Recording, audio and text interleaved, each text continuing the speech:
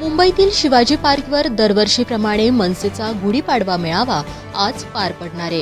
या मेळाव्यासाठी मनसेकडून जोरदार तयारी करण्यात आली आहे। दरवर्षीप्रमाणे यंदाही राज्यभरातून मनसेचे कार्यकर्ते मोठ्या संख्येने मुंबईत दाखल होणार असून मनसे अध्यक्ष राज ठाकरे हे या मेळाव्यातून कार्यकर्त्यांना संबोधित करणार आहेत। पक्षाची आगामी भूमिका काय असेल याबाबत ते कानमंत्र देतील।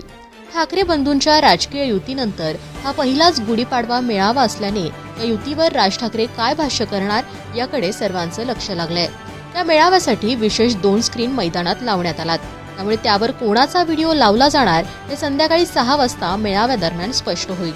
राज ठाकरे यांचा 2026चा गुढीपाडवा मेळावा मुंबईतील शिवाजी पार्कवर पार पडत असून त्यासाठीची जय्यत तयारी अंतिम टप्प्यात आली आहे। आगामी राजकीय रणनीती आणि पक्षाची पुढची वाटचाल यावर या मेळाव्यात ते महत्त्वाची भूमिका मांडणार असल्याने सर्वांचं लक्ष या सभेवर लागलंय। यापूर्वी झालेल्या पदाधिकारी बैठकीत रणनीतीवर चर्चा झाली होती, ज्याचाच एक भाग म्हणून हा मेळावा होणार आहे।